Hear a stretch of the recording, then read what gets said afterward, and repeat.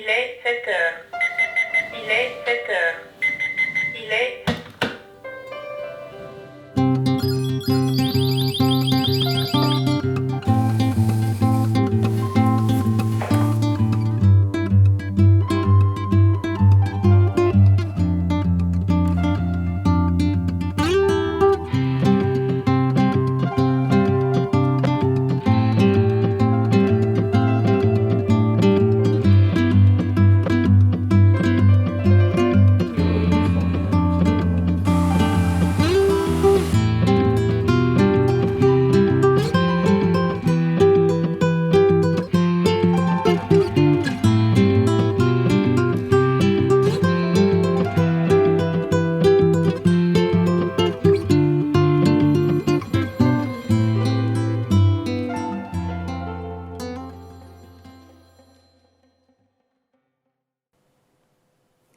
Bonjour et bienvenue dans ce sujet « Mon âme d'artiste » de Avec les yeux de Morgane.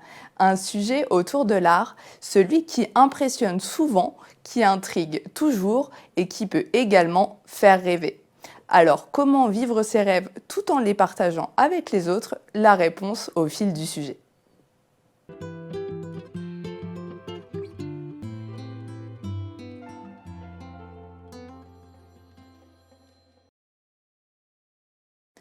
Tout de suite, le reportage de TV78 et on retrouve les invités en plateau juste après.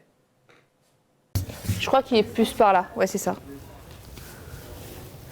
Et le tien, il est plus derrière ou plus devant? Dernière mise en place avant la répétition générale pour Fanny, cette comédienne plaisiroise de 28 ans a intégré le théâtre Eurydice en janvier 2019. Cet établissement et service d'aide par le travail, basé à Plaisir, engage des comédiens en situation de handicap depuis 1986. Un travail rémunéré et à temps plein pour cette troupe de 9 comédiens. On a beaucoup de chance du coup parce que tous les artistes ne peuvent pas se vanter d'avoir un spectacle permanent comme ça. La plupart sont intermittents et doivent chercher encore et encore, donc je pense qu'on a beaucoup de bol. Fanny a commencé le théâtre à l'âge de 6 ans lors d'une représentation d'une pièce de William Shakespeare en classe de CP.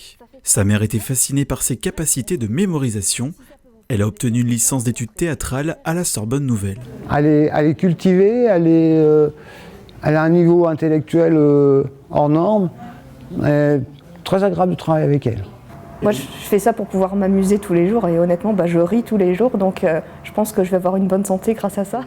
La troupe répète actuellement le spectacle « Heureusement que vous êtes là », mis en scène par Cécile Tournesol et écrit par Roland Dubillard. Acrobate du verbe et jongleur de mots se retrouvent sous un chapiteau de fin du monde. Échange entre ces deux clowns très bavards. Pompong, Pitrac, pitruc, pitrac, pitruc. pipouf, tric, tric, tric, tric. Elle est cassée? On ne peut pas jouer avec ça. Pas de chance, pour une fois que je gagne. Fanny, elle est très impressionnante, elle a des capacités incroyables de mémoire. Ce qui est surtout aussi formidable, c'est qu'elle a une passion pour le théâtre et donc voilà, on sent qu'elle est heureuse sur scène. Je ressens tout mon corps, je ressens tout ce qu'il y a autour de moi, je ressens le public et il y a quelque chose où quand je suis sur scène, je me sens vivante. La troupe joue actuellement 3 spectacles. La pièce « Heureusement que vous êtes là » sera représentée les 16 et 17 décembre au théâtre Eurydice de Plaisir.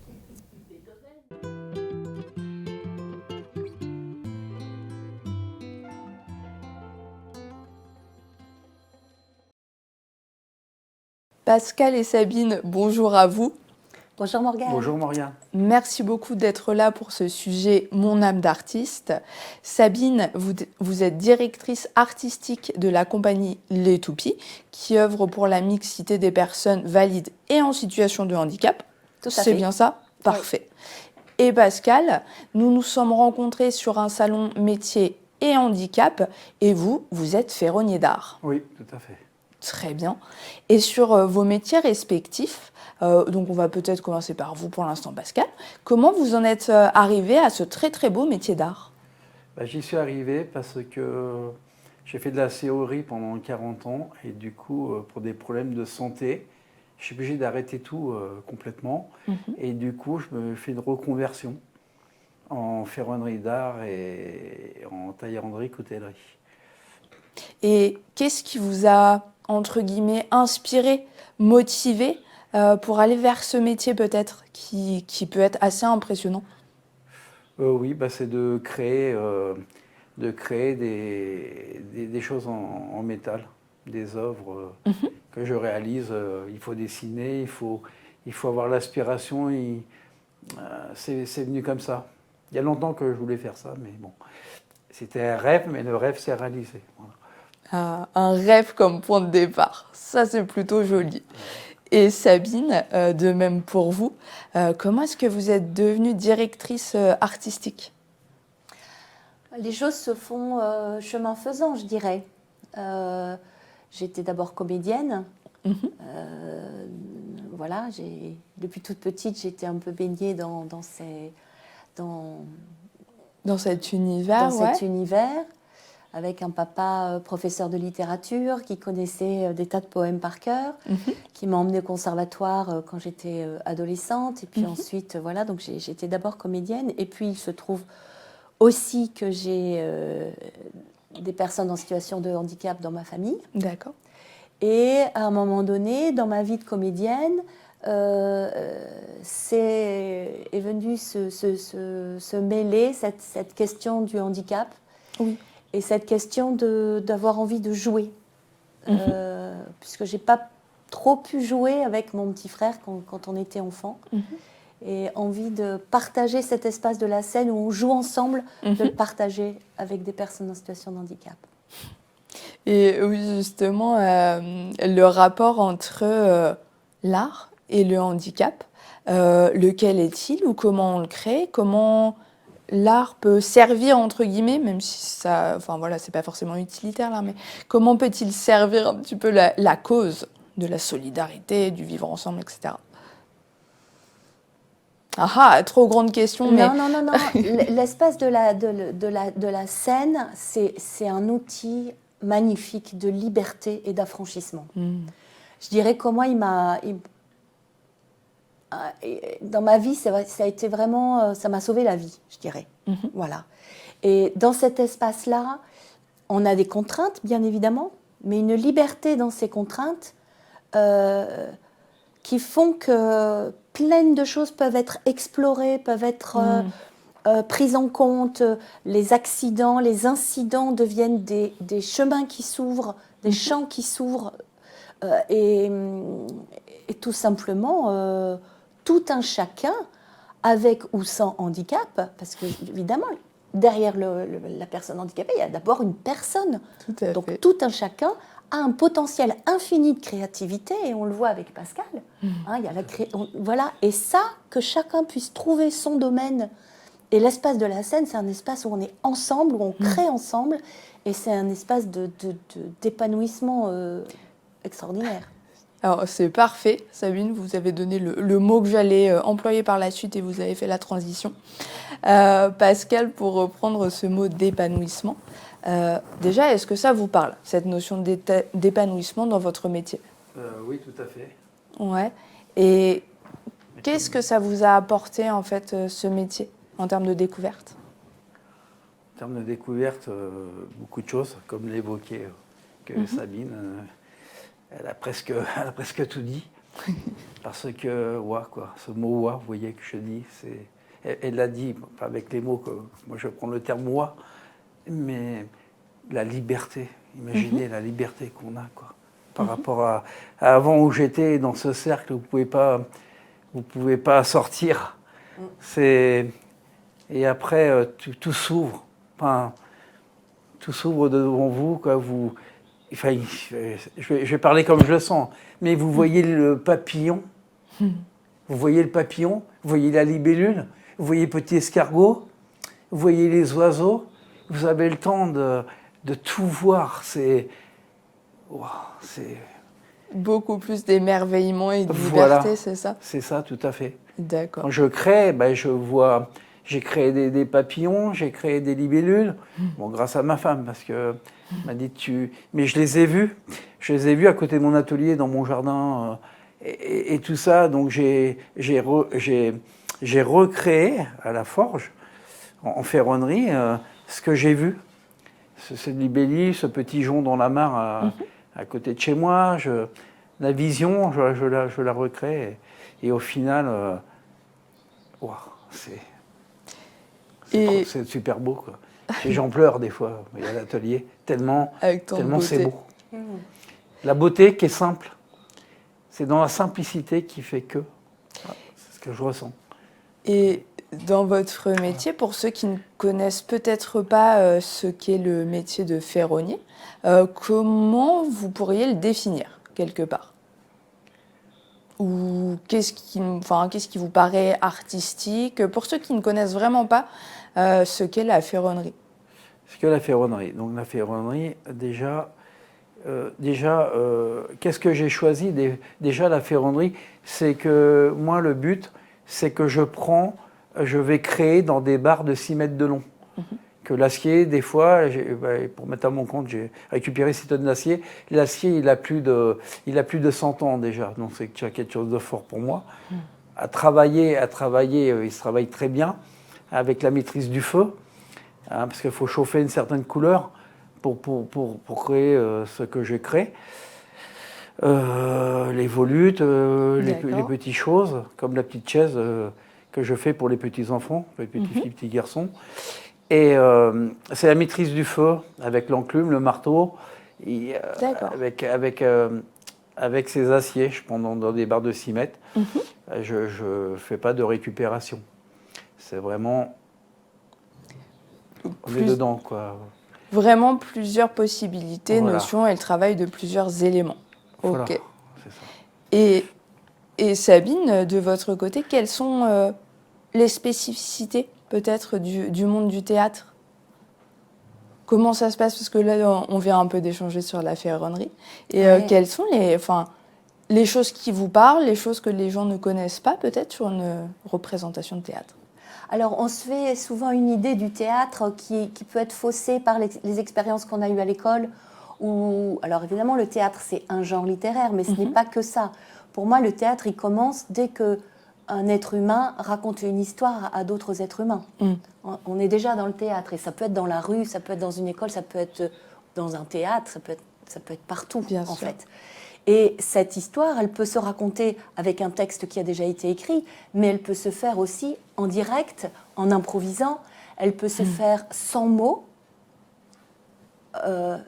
simplement par la présence du corps. Et voilà, elle peut se faire en dansant, elle peut se faire en chantant, elle peut se faire de plein de manières différentes. Donc dans notre approche, parce que je ne suis pas toute seule dans la compagnie, on est toute une équipe, et quand on œuvre avec des personnes qui ont des spécificités, des difficultés particulières, alors on ne s'attache pas à on ne s'attache pas à la pathologie ou au handicap, voilà. On s'intéresse à la personne, encore une fois. Et on avance ensemble, on improvise, on lance des thèmes et on avance au fur et à mesure. C'est pour ça que je disais, c'est chemin faisant que alors on va se donner un thème, on va dire tiens, et si on faisait ça, et puis j'observe, je vois ce qui est possible, ce qui l'est moins, et puis on s'adapte tout le temps, et au fur et à mesure, la chose, elle apparaît, mais elle est pas, j'arrive pas avec une pièce en disant toi tu vas jouer ça, et tu fais 3 pas, et voilà, on n'est pas dans l'industrie comme on parlait tout à l'heure. Exactement. On est dans l'écoute de ce qui est et comment ça va se révéler. Et là, avec les groupes qu'on a, c'est pareil. Comment ça se révèle? Nous, le boulot, c'est de créer les conditions de sécurité, de confiance, de bienveillance, où les gens se sentent à l'aise et où ils ne sont pas obligés, comme souvent dans le quotidien, d'être des super-héros du handicap, des super-héros bien propres, bien droits, bien... Voilà, non, on laisse le costume social à la porte, et là, c'est l'enfant qui va jouer avec les autres. Et on revient vraiment à cette histoire de liberté et de créativité qui prend tout son sens, effectivement. Et vous m'aviez parlé aussi du fait de décloisonner. Est-ce que ça rejoint ce mot que vous avez employé en parlant justement du monde du théâtre? Est-ce que ça permet effectivement d'abolir certaines frontières quelque part? C'est notre objectif en tout cas, c'est que puissent se rencontrer des mondes qui ne se rencontrent pas, des personnes âgées avec des enfants, des personnes sourdes, avec des personnes non-voyantes, des personnes avec handicap psychique, voilà, que les gens puissent se côtoyer et se rencontrer en tant qu'être humain sur l'essentiel et pas sur ah, il est comme ci, il est comme ça, mais je vais pas savoir faire, ah oui, mais moi ça m'émeut trop, si, ça, non, arrêtez, là, on n'a plus le temps de ça, là, il y a une urgence à réhabiliter l'être humain, comme dit Václav Havel, hein, qui est un grand homme de théâtre. Il faut réhabiliter l'être humain. Et on n'a plus... Il faut y aller, là. Il faut se connecter les uns aux autres. Parce qu'il y a du boulot. Oui, ça c'est vrai. Vous êtes d'accord, Pascal, avec cette idée que... Tout à fait. Oui, je suis en plein dedans. C'est vrai. Vous dites, c'est valable pour moi aussi. C'est la même chose.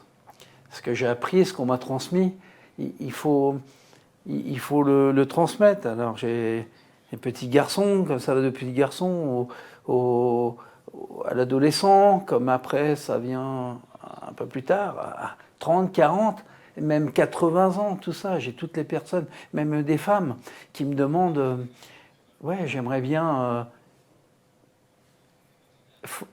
forger même la ferronnerie, ça peut être les couteaux, tout ça, parce que c'est, on va pas dire féerique, si, je peux le dire un peu comme ça. Je sais pas trop d'explications. Pour moi, on va pas dire c'est magique. C'est comme de la magie. Enfin, je sais pas expliquer. J'ai du mal à expliquer les choses. Non, mais c'est pas le ressenti. Il est curieux. Ça permet de faire prendre en compte. C'est tellement simple. Ce que j'entends de commun, en tout cas, dans nos deux approches, c'est ce rapport direct à la matière, en fait, concret, charnel, de tout l'être. Voilà. Alors, Pascal avec le feu et le fer, et moi avec la matière humaine, en fait. Mais c'est la même démarche. Tout se rejoint. Ouais. Tout se rejoint, puisque j'ai déjà fait des démonstrations de forge en Eure-et-Loire. J'ai fait la fête des vendanges à Chartres au mois de septembre. J'ai fait d'autres aussi démonstrations de forge, peut-être en ferronnerie ou coutellerie. Et les gens, ils n'ont jamais vu ça, comment je procède avec l'eau, tout ça, parce qu'il n'y a personne qui fait ça. Ça permet de faire découvrir. Donc ça permet de faire passer aussi des messages un peu, si je comprends bien, quelque part. Et vous, Sabine, vous pensez que ça peut permettre de transmettre des valeurs ou des messages ? Par exemple, de représenter une pièce ? C'est comme un parent qui dit « fais ci, fais ça ». Si lui, il le vit, ça va être le meilleur exemple, plutôt que des paroles. Donc le message, je suis toujours un peu embêtée. Je pense que le fait que les gens voient sur scène des personnes heureuses, qui ont laissé leur handicap à la porte. Oui, c'est l'exemple vivant qui est le meilleur message et le meilleur, témoignage, en fait. Et quels sont les témoignages, justement, des personnes en situation de handicap avec lesquelles vous travaillez ? Quelles sont les choses qui ont pu vous marquer dans les propos qu'ils ont pu vous rapporter ? Alors souvent, moi je travaille beaucoup avec des gens qui ont un handicap mental, donc pour qui le langage n'est pas toujours aisé.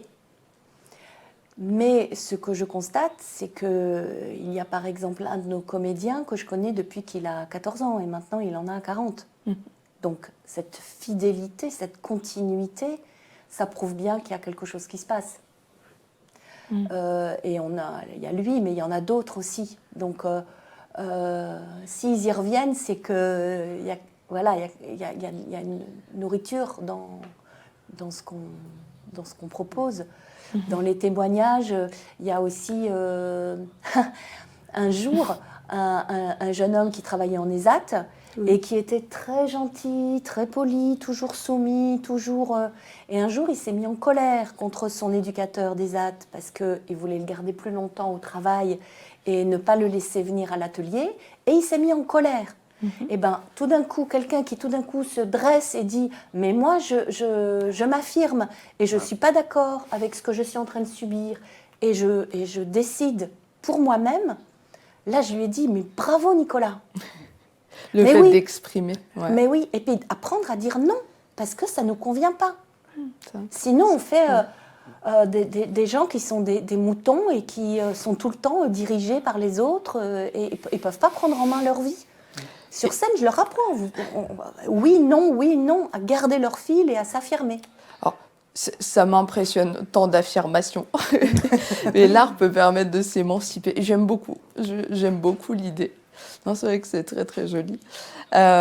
Pascal, sur tout ce que peut permettre l'art, il y a aussi la question derrière peut-être de comment on peut y accéder. Et je me demandais, est-ce qu'il y a des adaptations particulières aujourd'hui qui vous aident à exercer votre métier ? Oui, bien sûr. Je dis ça parce qu'il me semble me rappeler que vous aviez parlé de matériel un peu différent. Oui, tout à fait, oui. Comme j'ai été reconnu, juste une reconnaissance handicapée par rapport à mon métier, forcément. Et du coup, je suis toujours en contact avec Phare 28, qui est à Chartres. Oui. Et que des fois, j'ai besoin d'être subventionné pour du matériel, pour que ça m'aide par rapport à mon handicap à l'atelier. Et oui, non, mais c'est important de rappeler qu'il existe effectivement des solutions, tout à fait. Et justement, à propos de ces solutions, ou de ce que vous pourriez vouloir dire, est-ce que vous auriez quelque chose à transmettre à une personne en situation de handicap qui n'oserait pas devenir peut-être une personne artiste ou qui ne saurait pas si elle peut se lancer dans le milieu artistique? Vous auriez un message à transmettre? Oui. Je vous prends de court. Pardon, non, il n'y a pas de mal. On peut... Il n'y a pas de barrière. Après, c'est mon expérience à moi personnelle. Si on y met l'intention, il faut le vouloir. Il faut y mettre l'intention.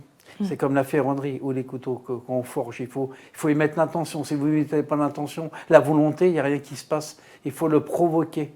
Ça, c'est personnel, hein, c'est mon ressenti.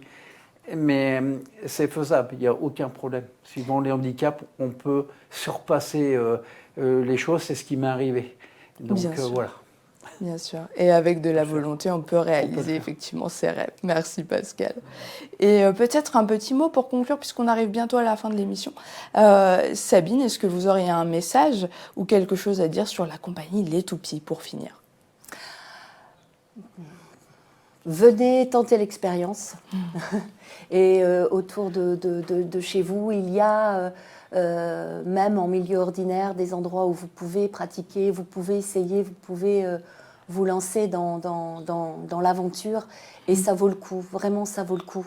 Et si on vous dit non, vous dites ben si. Non, il y a si. cette histoire de volonté. Après, c'est pas toujours... voilà. Il faut se battre aussi, les aidants et les gens qui sont autour doivent accompagner aussi ça.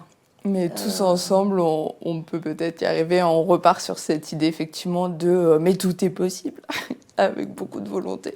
Je vais finir là-dessus. Merci beaucoup à tous les deux d'avoir témoigné. Vous avez apporté vraiment plein d'informations et de notions essentielles sur vos métiers respectifs. Merci Pascal. Et merci Sabine. Merci Morgane. Merci à vous. On finit ce sujet, mon âme d'artiste, un sujet tout en émotion, en rebondissement et en aventure. Et surtout, n'hésitez pas à retrouver plus d'inclusion, bien sûr, sur les réseaux sociaux de l'émission. Et je vous dis à très bientôt avec les yeux de Morgane.